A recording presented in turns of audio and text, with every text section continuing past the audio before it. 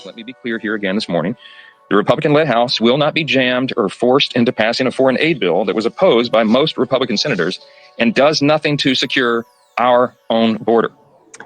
You just listened to House Speaker Mike Johnson. Now, I want to bring that back to what Mike Johnson said. Right now, Mike Johnson is a white guy with a suit and tie on and glasses, with a, I guess you would say, a conventional white guy haircut. And what Mike Johnson just said is that the funding package had provisions in it for immigration reform, but did not address border security. Now, because he is who he is and because he looks how he looks, he will get the credit for making that brilliant statement. I'm a around the way boy. I got swag with how I talk, and I don't change it up. And because I'm who I am, it didn't get national attention when I said that there's a big difference between immigration reform and border security.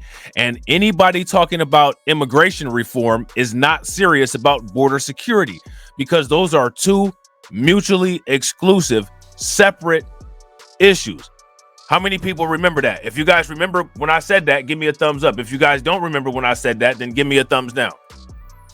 Nothing to secure our own border.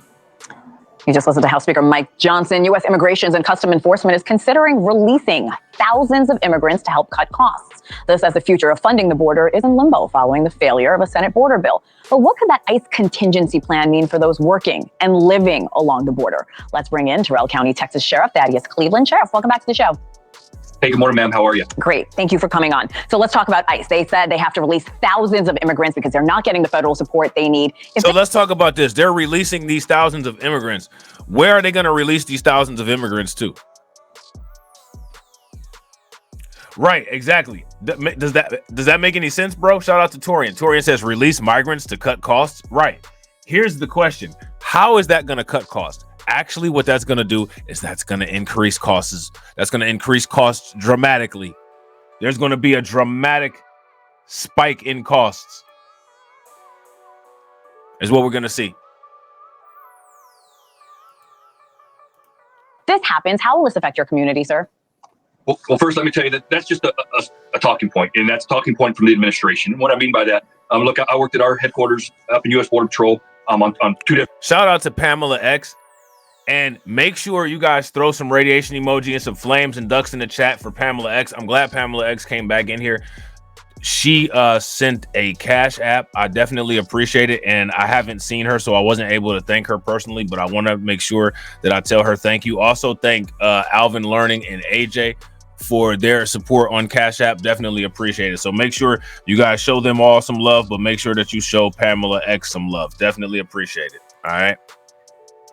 Different rotations and work with ICE headquarters. And when a new administration comes in, they place political appointees in certain positions. So this is for sure just a talking point to get back at what the Senate and Congress have failed to do on a border bill.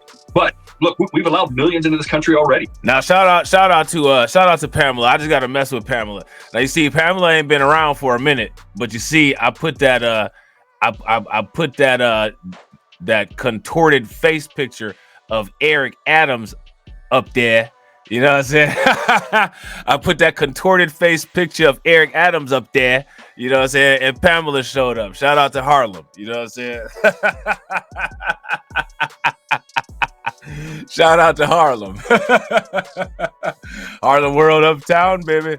I hate to say, but a few thousand to 10,000, whatever the number is, isn't really disheartening compared to what we've been through. But again, this administration, they can rearrange funding, they can rearrange budgets to accommodate and keep people housed that need to be housed. GOP lawmakers held a hearing on Thursday, I know you followed it very closely, where Arizona Representative Andy Biggs argued that he saw firsthand how the Biden administration, in his words, are fueling the immigration crisis. We'll listen, and I'll talk to you on the other side, Sheriff.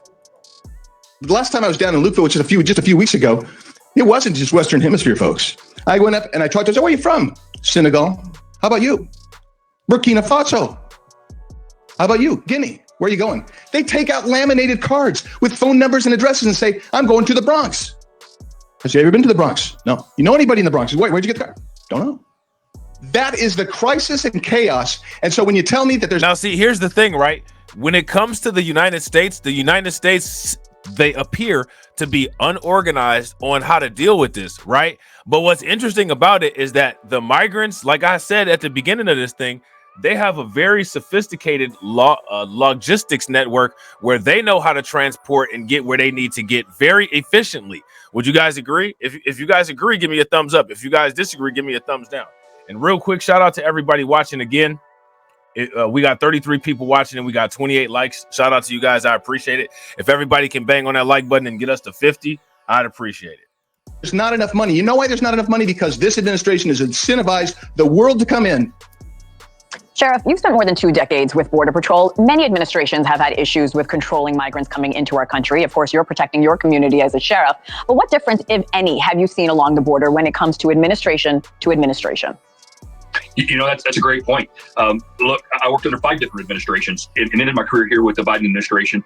But the previous 4 administrations, from Clinton to Bush to President Obama to President Trump, all 4 of those administrations progressed border security. All 4 of those administrations put in fencing along the border. They all put in technology. This administration has abandoned the border completely. And I tell you, it can be solved overnight. I've said that numerous times on numerous interviews.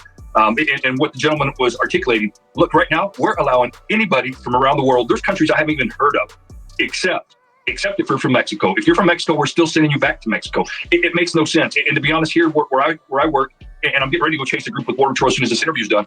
But people that are crossing in this area, once we solve the asylum seekers that are coming to Arizona, that are coming to Texas, going to California to surrender, we're still going to have those that are wanting to cross illegally. So there's still going to be a lot of work to be done. Now, here's my question. Once the quote unquote asylum seekers come to Texas or come to Arizona to surrender, what's the next order of operations? What happens to them next after they do that? Let me know what happens to them next. After we get after this current situation along the border. I do want to talk about Arizona and the other states you mentioned. We know Governor Abbott in Texas has implemented harsher penalties. Do you think that's why so many migrants are maybe not coming through the Texas border? Because I should mention, numbers of migrants coming through Texas have gone down. That they have, and I 100% believe that. And again, right here in my community, right now, out working with Border Patrol agents in the field are Operation Lone Star assets, and that's Department of Public Safety personnel, Texas Parks and Wildlife personnel, and Texas Military Forces. They're out there right now. They're here in my county, and they're along the border. So that's definitely making a difference. But I'll tell you what is wrong with New Mexico, Arizona, California. It typically Arizona's had that Republican leadership, and I hate to pit one party against the other. But historically, we've had that ability from all administrations to help along the border. This administration is doing nothing, and those states' leaderships doing nothing as well. And it's a shame. Sheriff Cleveland, we always appreciate your time. Thank you for coming on this morning.